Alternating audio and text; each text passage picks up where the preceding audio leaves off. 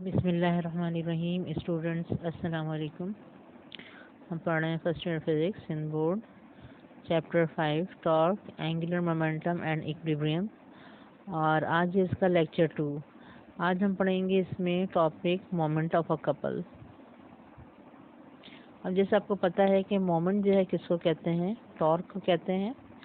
ठीक है, यानी कि आप टॉर्क भी कह सकते हैं और उसको मोमेंट ऑफ फोर्स भी कह सकते हैं। लेकिन हम कपल देख लेते हैं कि कपल क्या होता है। ठीक है, तो कपल होता है a pair of two forces, यानी दो फोर्सेस होंगी, दो फोर्सेस का एक पेयर होगा which are equal in magnitude. ठीक है, दोनों का जो मैग्नीट्यूड है वो सेम होगा, यानी दोनों की वैल्यू सेम होगी। अगर एक फोर्स 10 न्यूटन की है तो दूसरी फोर्स भी 10 न्यूटन की होगी, बट ऑपोजिट इन डायरेक्शन, दोनों की डायरेक्शन ऑपोजिट होगी, बिल्कुल 180 डिग्री पर। ठीक है, यानी कि एक जो है अगर अपवर्ड है तो दूसरी जो है वो डाउनवर्ड है। अगर एक जो है टुवर्ड्स राइट है तो दूसरी क्या होगी, टुवर्ड्स लेफ्ट होगी। ठीक है, बिल्कुल ऑपोजिट डायरेक्शन होती है, acting at two different points. ठीक है, और ये दोनों फोर्सेस जो हैं सेम पॉइंट पर, ठीक है, अप्लाई नहीं हो रही होंगी बल्कि डिफरेंट पॉइंट्स पर अप्लाई हो रही है। यानी कि अगर कोई भी ऑब्जेक्ट है उस पर कपल अप्लाई हो रहा है, ठीक है, तो वो क्या होगा, वो दो फोर्सेस डिफरेंट पॉइंट्स पर एक्ट कर रही होंगी। जैसे कि यहाँ पर हमने मेंशन किया है कि ये जो F1 फोर्स है, ठीक है, ये हम इस डायरेक्शन में अप्लाई हो रही है, और जो सेकंड फोर्स है F2, ठीक है, वो इस डायरेक्शन में अप्लाई हो रही है। ठीक है, तो इस तरह से डिफरेंट पॉइंट्स पर ये फोर्सेस अप्लाई होती हैं। तो इन दो फोर्सेस के पेयर को हम कहते हैं कपल। ठीक है, यानी जो दो फोर्सेस अब यहाँ पर हमने मेंशन किए हैं F1 F2, ये क्या फॉर्म कर रही हैं, एक कपल फॉर्म कर रही हैं, इसको हम कहते हैं कपल। अब यहाँ पे ये देखें कि ये हमारे पास हमने सपोज एक ऑब्जेक्ट लिया है। ठीक है, कोई भी आप चीज़ लिख सकते हैं, कोई बार है। ठीक है, और यहाँ पर हम इस पे टू फोर्सेस अप्लाई कर रहे हैं। ठीक है, सपोज ये है आपकी F1 और ये है आपकी F2। ठीक है, यानी कि एक अपवर्ड है और एक जो है वो डाउनवर्ड है। ये अभी क्योंकि कपल है तो क्या होगा, दोनों का मैग्नीट्यूड सेम होगा, यानी अगर ये F है तो ये भी क्या होगी, F होगी। ठीक है, यानी कि अगर ये 20 न्यूटन है तो ये भी 20 न्यूटन होगी। लेकिन क्योंकि ये ऑपोजिट डायरेक्शन में है, ठीक है, तो इसलिए एक को हम पॉजिटिव लेते हैं और दूसरे को हम नेगेटिव लेते हैं। ठीक है, तो इस तरह से हम कह देते हैं कि F1 जो है वो F के इक्वल है, तो F2 किसके इक्वल है, माइनस F के इक्वल है ये। ठीक है, अब क्या होता है कि जब भी इस तरह से फोर्सेस अप्लाई करते हैं, ठीक है, यानी कोई ऑब्जेक्ट रखा है, ठीक है, आप इसको, ठीक है, एक्सपेरिमेंटली भी इसको देखिए चेक कर सकते हैं कि अगर आप यहाँ पे कोई चीज़ रखें, टेबल पे कोई चीज़ रख दें आप, ठीक है, कोई पेंसिल रख दें, कोई अपना जो है रूलर रख दें आप, ठीक है, और फिर फोर्स अप्लाई करें, अपनी फिंगर्स से ना फोर्स अप्लाई करें। ठीक है, एक इस डायरेक्शन में फोर्स अप्लाई करें और इस डायरेक्शन में एक साथ जो है, ठीक है, इस डायरेक्शन में और इस डायरेक्शन में फोर्स अप्लाई करें सेम टाइम पे, तो क्या होगा कि ये जो ऑब्जेक्ट है, ठीक है, ये रोटेट होगा। ठीक है, ये इस तरह से जाएगा और ये इस तरह से जाएगा। ठीक है, और ये इस तरह से जब ये घूमेगा, ठीक है, जितना आप फोर्स लगाएंगे उस हिसाब से ये घूमेगा। तो यहाँ पर क्या होता है कि जो कपल होता है, ये जो दो पेयर होती हैं, एक पेयर होता है दो फोर्सेस का, ये रोटेशन प्रोड्यूस करता है। और फिर जब ये रोटेशन प्रोड्यूस करता है तो इसका जो पॉइंट ऑफ रोटेशन होता है वो इसका ऑब्जेक्ट का आप समझ लें। ठीक है, अगर आप ऑब्जेक्ट के एंड पर फोर्सेस लगा रहे हैं तो ऑब्जेक्ट का जो मिड पॉइंट होगा, ठीक है, वो इसका पॉइंट ऑफ रोटेशन होगा। जैसे हमने यहाँ पे मेंशन किया है कि ये जो है पॉइंट ऑफ रोटेशन है, इसको हमने ओ से डिनोट किया है। तो इस पॉइंट के अराउंड जो है, ठीक है, ये ऑब्जेक्ट जो है ये रोटेट करेगा। तो हमने यहाँ पे देखा कि कपल जो है वो क्या करता है, रोटेशन प्रोड्यूस करता है ये, और इसका भी एक पॉइंट ऑफ रोटेशन होता है जो कि उसी समझ लें ऑब्जेक्ट के ऊपर लाई कर रहा होता है। अब हमें कैलकुलेट करना है मोमेंट ऑफ कपल, और इसके लिए हमारे पास है एक और डायग्राम जो कि हमारी, ठीक है, टेक्स्ट बुक में बनी है। ठीक है, तो यानी जब आपके पास टॉपिक आता है तो आप कौन सी, आप ये वाली जो है फिगर बनाते हैं और इसके अकॉर्डिंग जो है हम ये जो है एक्सप्लेन करते हैं। ठीक है, टॉपिक और इसका फॉर्मूला टॉर्क का या मोमेंट ऑफ कपल का ड्राइव करते हैं। अब यहाँ पे ये देखें कि जैसे हमने लास्ट डायग्राम में देखा था कि हमारा ऑब्जेक्ट था, ठीक है, ये जो था ऑब्जेक्ट था और इसमें हमें दो फोर्सेस यानी कपल अप्लाई हो रहा था। यहाँ पे जो हमारे पास ऑब्जेक्ट है, ठीक है, वो ये है रेड, यानी कि ये पॉइंट जो है ये ए है और ये पॉइंट जो है ये बी है। तो A to B जो है समझ लीजिए मैंने कोई ऑब्जेक्ट प्लेस किया है, कहीं पर रखा है मैंने ये, ठीक है। और आपको देखें अब डायग्राम बनाने में इसकी बहुत एहतियात करनी पड़ती है।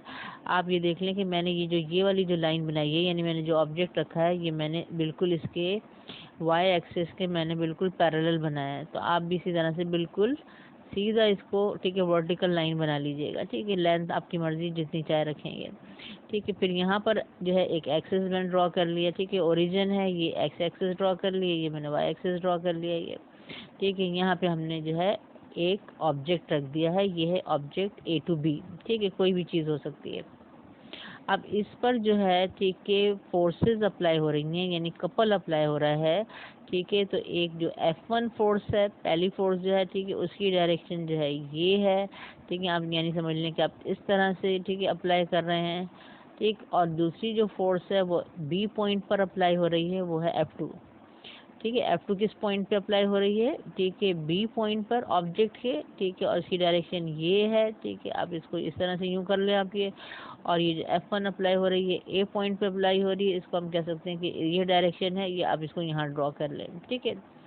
अब ये जो है क्योंकि कपल है तो इन दोनों का मैग्नीट्यूड सेम होगा, ठीक है। यानी अगर इसका F है तो इसका भी F होगा, दोनों फोर्सेस की वैल्यू सेम होगी, ठीक है। लेकिन क्योंकि दोनों फोर्सेस ऑपोजिट हैं, देख लें एरो से हम इसको देखें शो कर रहे हैं, एक की डायरेक्शन जो अगर इधर है तो दूसरी की डायरेक्शन क्या है, इधर है, दोनों बिल्कुल ऑपोजिट हैं, ठीक। तो यहाँ पर एक को हम पॉजिटिव लेंगे तो दूसरे को हमें क्या लेना पड़ेगा, ठीक है, डायरेक्शन की वजह से क्योंकि ऑपोजिट है, यहाँ पे हम इसको माइनस के साथ लेंगे, नेगेटिव लेंगे, ठीक है। F2 क्या हो गई, -F हो गई है, ठीक है। अब यहाँ पे ये भी देख लें कि ये दोनों फोर्सेस जो हैं आपको नज़र आ रही हैं कि आपको इस तरह ड्रॉ करनी है, क्योंकि ऑपोजिट हैं, किस तरह ड्रॉ करनी है, एंटी पैरेलल हो, ठीक है। बिल्कुल बीच में इस तरह से इनके डिस्टेंस जो है वो क्या हो, इक्वल हो। जैसे दो पैरेलल लाइन ड्रॉ करते हैं, इस तरह से आप दो पैरेलल लाइन ड्रॉ करेंगे, ठीक है। एक में यहाँ एरो लगा देंगे, एक में यहाँ एरो लगा देंगे, तो ये हो जाएंगे एंटी पैरेलल, ठीक है। ये हो गया कपल, कपल बना लिया।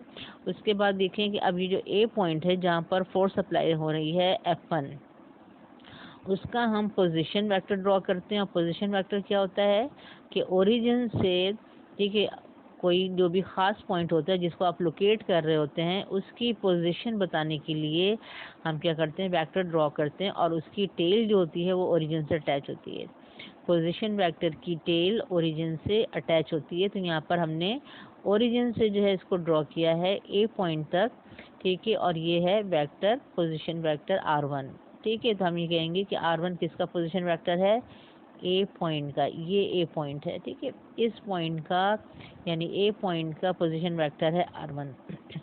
अब दूसरा देखें कि यहाँ पर ये जो B पॉइंट है, ठीक है, इसका पोजीशन वेक्टर ड्रॉ करेंगे। इसको भी हमें ज़रूरत है ओरिजिन से स्टार्ट करना पड़ेगा, क्योंकि पोजीशन वेक्टर ओरिजिन से स्टार्ट होता है।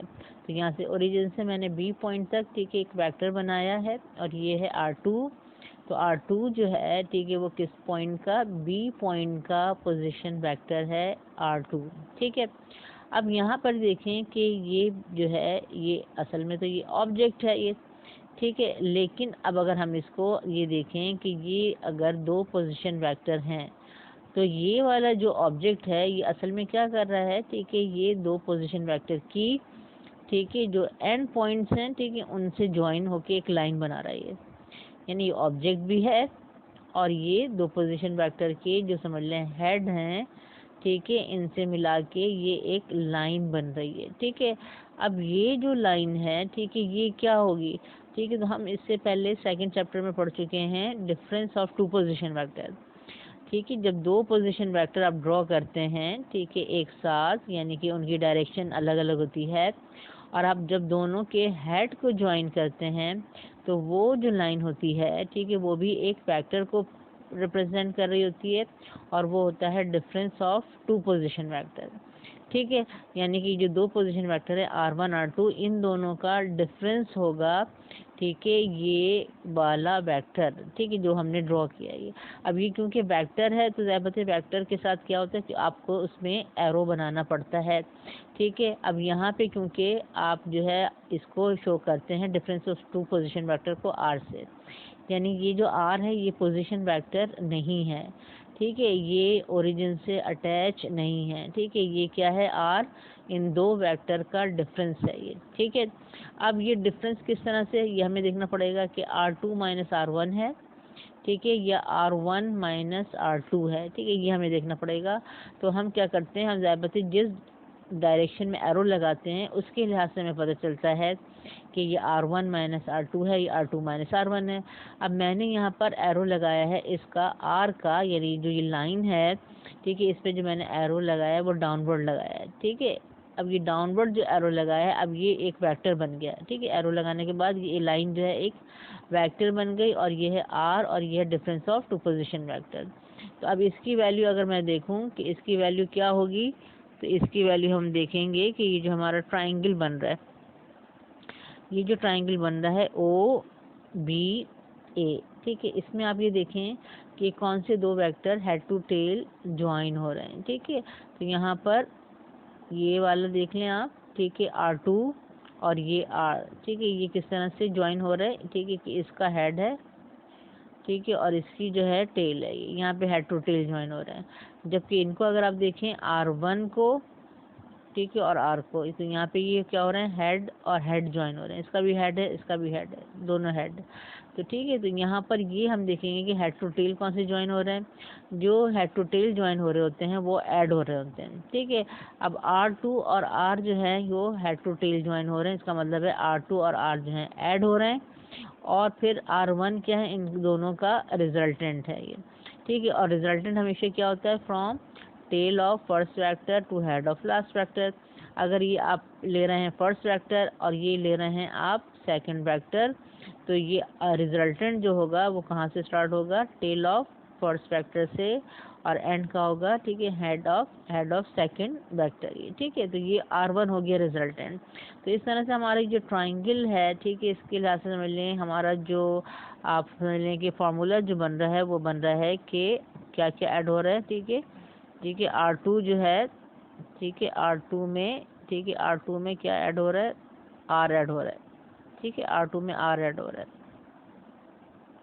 ठीक है। और फिर वो किसके इक्वल आ रहा है, रिजल्टेंट क्या है हमारा, R1 जो है रिजल्टेंट है ये, ठीक है। तो इसके लिहाज से देखें क्या फॉर्मूला बनेगा, ठीक है। अब अगर इसका R का अगर आप फॉर्मूला बनाएं कि R क्या है, तो आप R2 को यहाँ ले जाएंगे।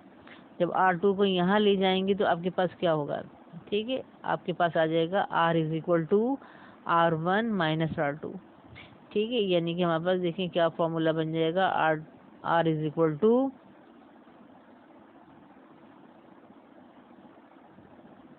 ठीक है, हमारे पास फॉर्मूला बन जाएगा, ठीक है, R is equal to R1 minus R2, ठीक है। तो ये हमें पता चल गया कि R जो है पोजीशन, R जो हमारा difference of two position vector है, ठीक है, और डिफरेंस किस लिहाज से है, ठीक है, इस तरह से ये आपका फॉर्मूला बन रहा है R1 माइनस R2, ठीक है। ये हमने इस ट्राइंगल से देख लिया, यानी कि जहाँ पर, ठीक है, R होगा वहाँ पे हम R1 माइनस R2 लिख सकते हैं, या हमारे पास जहाँ पर R1 माइनस R2 होगा वहाँ पे हम R लिख सकते हैं, ठीक है। ये हमारे पास फॉर्मूला आ गया इस ट्राइंगल का, यानी डिफरेंस हमने इसको, ठीक है, निकाल के देख लिया, हमने इसको कैलकुलेट कर लिया। अब यहाँ पे देखें कि ये जो दो फोर्सेस हैं, ठीक है, इनका अगर आपने, मैंने देखें यहाँ पे ये जो दो फोर्सेस हैं, इसका जो है समझ लें कि ये इसका हेड जो है ये, ठीक है, समझ लें F2 का हेड है। यहाँ से मैंने एक लाइन ड्रॉ की है, ठीक है, किस पर, सेकंड फोर्स पर ये, ठीक है, यानी कि पहली फोर्स से लाइन ड्रॉ की है सेकंड फोर्स पर, और ये है परपेंडिकुलर लाइन, ठीक है। ये लाइन जो है जिसको हम D से रिप्रेजेंट कर रहे हैं, ये परपेंडिकुलर लाइन है, ठीक है। और परपेंडिकुलर किस तरह से कि आप अगर ये देखें कि यहाँ पे 90 डिग्री का एंगल बन रहा है, और अगर यहाँ पे देखें तो यहाँ पर भी 90 डिग्री का एंगल बन रहा है, यानी ये लाइन जो है D, ये इस फोर्स के भी परपेंडिकुलर है और इस फोर्स के भी परपेंडिकुलर है। तो हम D को कहते हैं कि D is the perpendicular distance between two forces, ठीक है। D क्या है, यानी कि जो ब्लू लाइन मैंने बनाई है ये क्या है, perpendicular distance between two forces, ठीक है। अब आप यहाँ पे देखें कि हम एंगल भी देख लेते हैं, ठीक है, कि एंगल हमारे पास जो मैंने यहाँ पे थीटा बनाया है, ठीक है, ये हमारा थीटा यहाँ बन रहा है। असल में थीटा जो है हमारे पास क्या है, ठीक है, असल में हमारे पास थीटा है। ये जो अगर F2 की लाइन अगर आप देखें, ठीक है, अगर आप F2 की लाइन देखें, मैं F2 को अगर एक्सटेंड कर दूं या मैं इसको समझ लें कि शिफ्ट कर दूं, ठीक है, तो थीटा जो है वो क्या बन रहा है, वो यहाँ बन रहा है, ये थीटा है ये, ठीक है, यहाँ पर ये थीटा बन रहा है ये, यानी कि थीटा असल में एंगल है, ठीक है, किसके बिटवीन, ठीक है, R, ये जो R का वेक्टर है, ठीक है, और ये किसका वेक्टर है, ये F2 का वेक्टर है। Theta is the angle between, ठीक है, R, ठीक है, एंड F2, यानी F2 का अगर मैंने शिफ्ट करके यहाँ बना दिया है और अब ये दोनों की टेल से टेल मिल गई हैं, तो जब भी हमें एंगल देखना होता है हम क्या करते हैं, दोनों वेक्टर्स की टेल से टेल मिला देते हैं, फिर जो एंगल बिटवीन में बनता है ये वो होता है। तो ये एंगल बन रहा है बिटवीन, ठीक है, F2 एंड R, ठीक है, थीटा। ठीक, अब एक दूसरा और एंगल है, ठीक है, जिसको आगे हम देखेंगे, ठीक है, उसको भी यहाँ पे कंसिडर कर लेते हैं।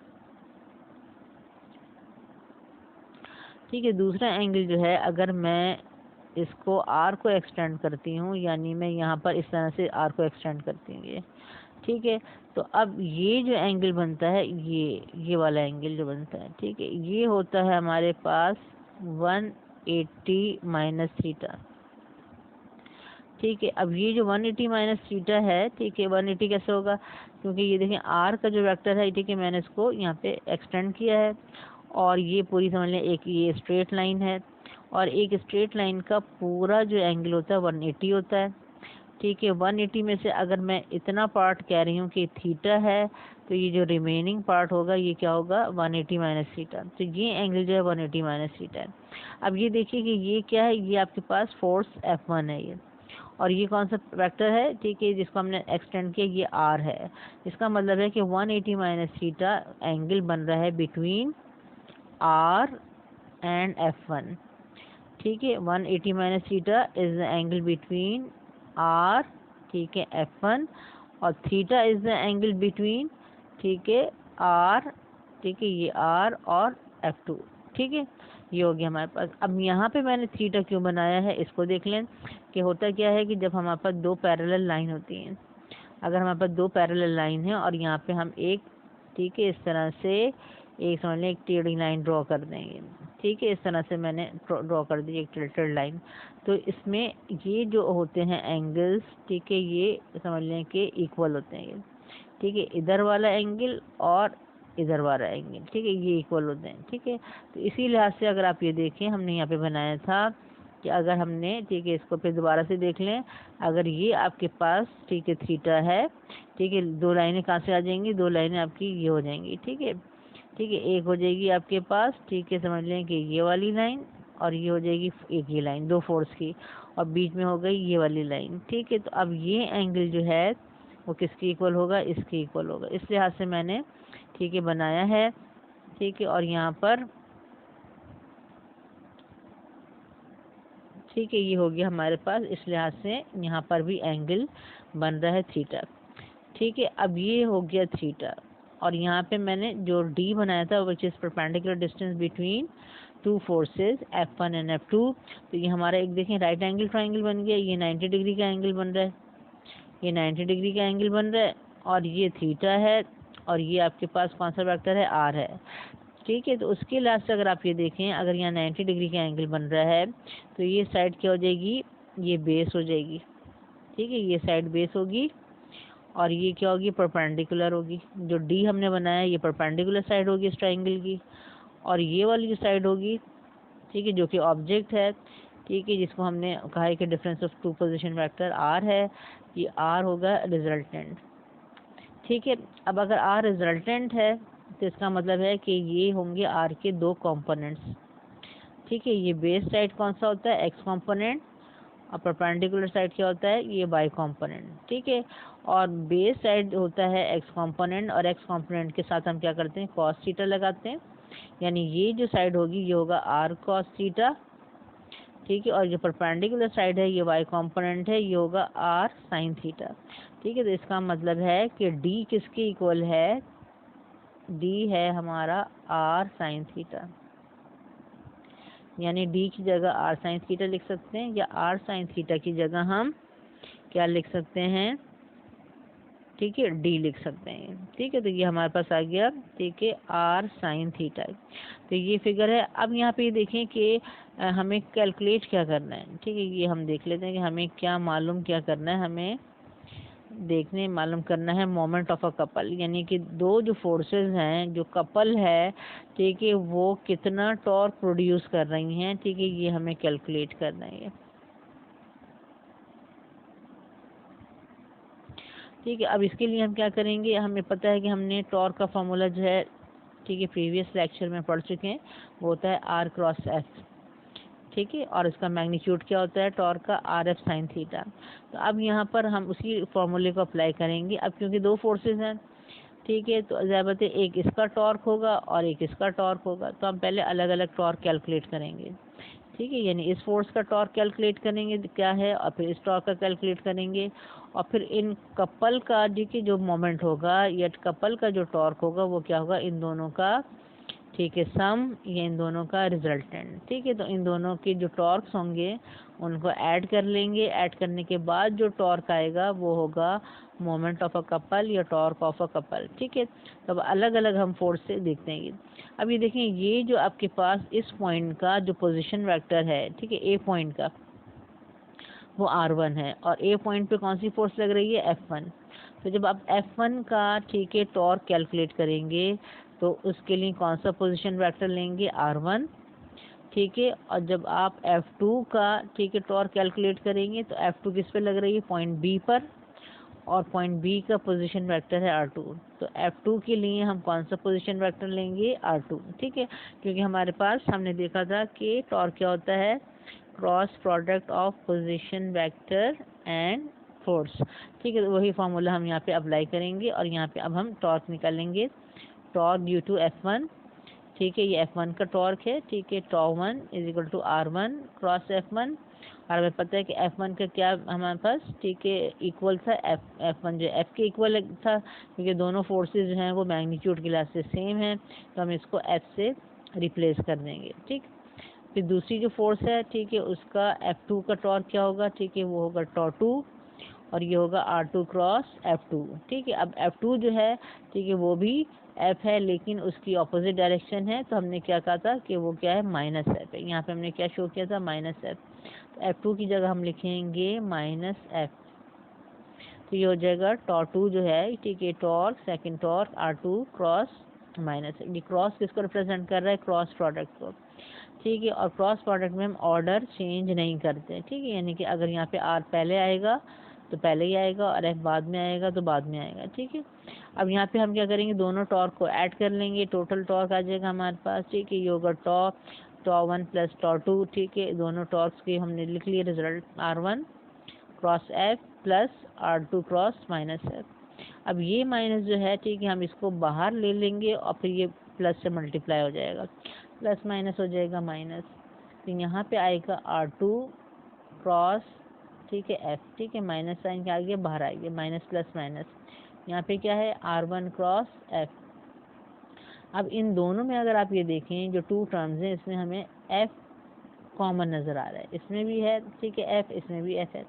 इसको हम कॉमन लेंगे और आपके पास क्या रह जाएगा, r1 माइनस r2, ब्रैकेट में क्या आएगा, r1 माइनस r2। ठीक है, और F जब आप कॉमन लेंगे तो आप इस साइड पे नहीं लिखेंगे, बल्कि आप इस साइड पर, राइट हैंड साइड पे लिखेंगे। क्यों, क्योंकि हमें क्रॉस प्रोडक्ट में ऑर्डर चेंज नहीं करना होता है। ठीक है, ऑर्डर हम चेंज नहीं कर सकते, F बाद में ही आएगा, क्योंकि इसमें ये टॉर्क का फॉर्मूला है।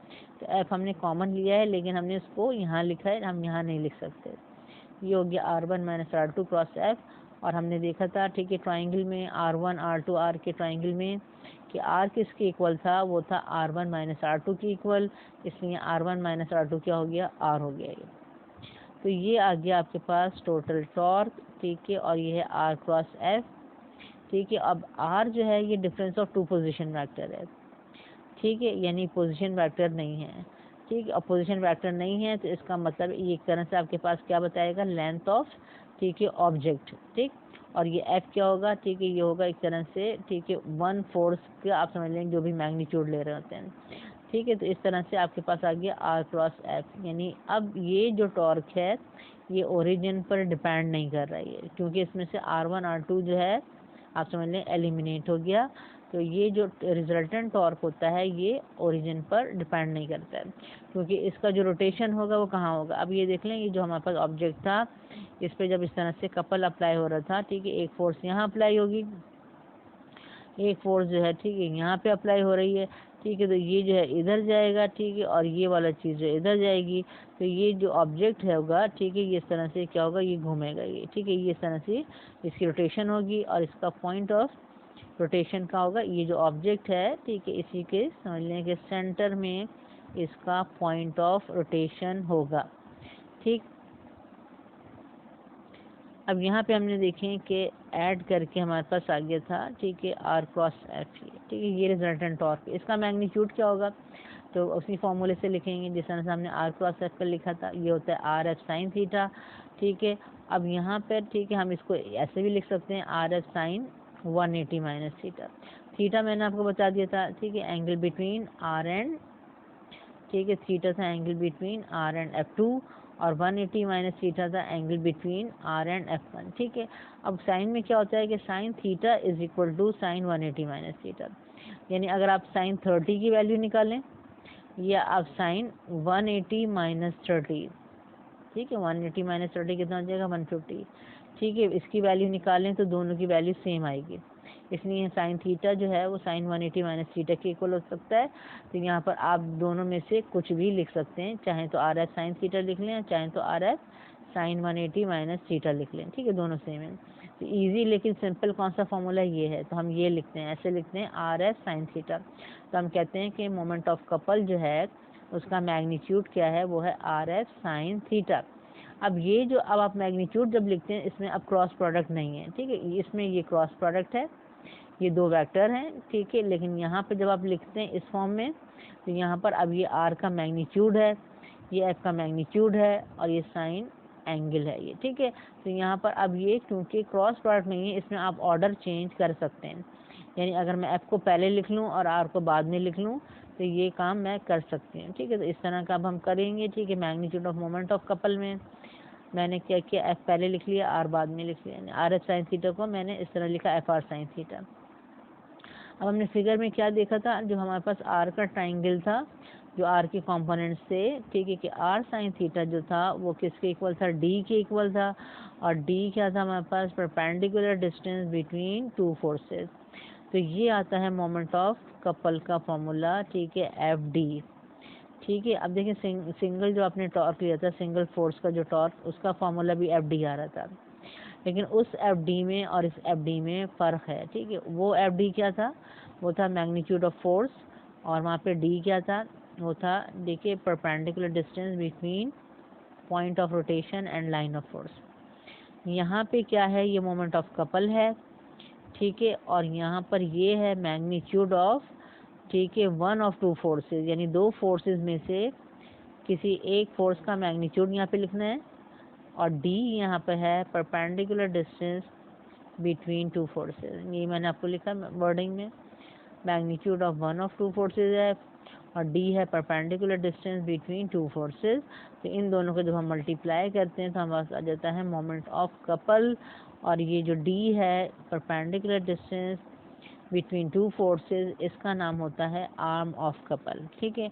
मोमेंट आर्म ऑफ कपल भी कह सकते हैं और आर्म ऑफ कपल भी कह सकते हैं, सिंपली हम इसको कहते हैं आर्म ऑफ कपल, ठीक है। तो कभी कभी आपसे ऑब्जेक्टिव में पूछा जाता है कि ये मोमेंट ऑफ कपल में डी क्या है, तो ये होता है आर्म ऑफ कपल, ठीक है। अब ये हमने देखा इस टॉपिक में कि जब भी किसी ऑब्जेक्ट पर कपल अप्लाई होता है, ठीक है, और कपल मैंने बता दिया कि आपके पास क्या होती है, two equal opposite forces acting on two different points. तो कपल जब अप्लाई करते हैं तो हमेशा क्या होता है, उससे रोटेशन प्रोड्यूस होगी, यानी बॉडी ट्रांसलेटरी मोशन में नहीं आएगी, बॉडी सीधी सीधी नहीं जाएगी, बल्कि बॉडी क्या होगी, रोटेट करेगी according to direction of force, clockwise और एंटी क्लॉकवाइज। एक तो ये रिजल्ट हमें नज़र आ रहा है, ठीक है। और यहाँ पर हमें दूसरा रिजल्ट नज़र आता है कि couple can not be replaced by a single force, ठीक है, ये भी आपसे ऑब्जेक्टिव में पूछा जाता है ये, ठीक है, कि आप इन दो फोर्सेस को एक फोर्स से ठीक है रिप्रेजेंट नहीं कर सकते। क्यों? क्योंकि ये जो दो फोर्सेस हैं कपल, इनका कोई रिजल्टेंट, ठीक है, इनका कोई रिजल्टेंट नहीं हो सकता। जैसे आमतौर पे जब दो फोर्सेस एक ऑब्जेक्ट पे अप्लाई हो रही होती हैं तो उनका एक रिजल्टेंट होता है ये, ठीक है, यानी उनको ऐड करके आप जब आप कोई निकालते हैं तो आपके पास एक रिजल्टेंट फोर्स आती है, उसका कोई मैग्नीट्यूड होता है, उसकी कोई डायरेक्शन होती है, ठीक है, और फिर ऑब्जेक्ट जब मूव करता है तो उस रिजल्टेंट फोर्स की डायरेक्शन में मूव करता है ये, ठीक है। लेकिन यहाँ पर क्योंकि कपल जो है वो दोनों क्या है, फोर्सेस सेम मैग्नीट्यूड की हैं और दोनों ऑपोजिट डायरेक्शन में, तो आप इनको ऐड नहीं कर सकते। अगर आप देखें इनको ऐड करके रिजल्टेंट निकालेंगे तो आपका रिजल्टेंट क्या आएगा, ठीक है, अगर +10 और -10 है तो +10 -10 का रिजल्ट क्या आएगा, 0 आएगा। इसका मतलब है कि इनका रिजल्टेंट नहीं है। इन दो कपल को, ठीक है, हटा के आप उसका एक रिजल्टेंट, एक सिंगल फोर्स नहीं बना सकते क्योंकि इसका सिंगल फोर्स नहीं है। तो इसका मतलब ये है कि आप कपल जो है, ठीक है, उसको हटा के आप ये नहीं कह सकते कि हम दो ये फोर्सेस हटा दें और इसके बदले हम एक फोर्स लगाएं और उस एक फोर्स से बॉडी जो है, ठीक है, वो रोटेट करने लगे, ठीक है। तो ये चीज़ समझने के पॉसिबल, ठीक है, नहीं है। क्यों? क्योंकि यहाँ पर जब ऑब्जेक्ट इस तरह से यानी कि फिक्स नहीं है तो यहाँ पे रोटेट करने के लिए आपको कपल चाहिए, ठीक है। अगर आप सिर्फ एक फोर्स अप्लाई करेंगे तो उससे, ठीक है, आप नेसेसरी नहीं है समझ लें कि वो चीज़ रोटेट करे, ठीक है। दोबारा से अगर हम ऑब्जेक्ट देखें कि हमारा जो ऑब्जेक्ट था उसमें क्या था, ये था ये, ठीक है। तो ये दो फोर्सेस जो हैं, ठीक है, ये तो लाजमी रोटेशन प्रोड्यूस करेंगी।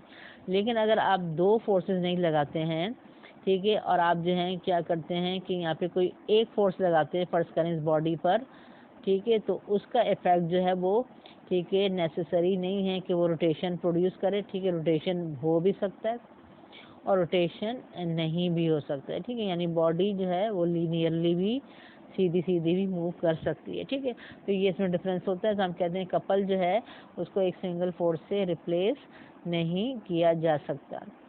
तो ये आज हमने टॉपिक पढ़ा है मोमेंट ऑफ कपल। उम्मीद है मुझे आपको समझ में आ गया होगा। आप अपना फीडबैक दिया करें, ठीक है, ज़रूर कमेंट्स में आप मुझे बताया करें। नेक्स्ट लेक्चर में इंशाल्लाह हम पढ़ेंगे equilibrium and condition of equilibrium.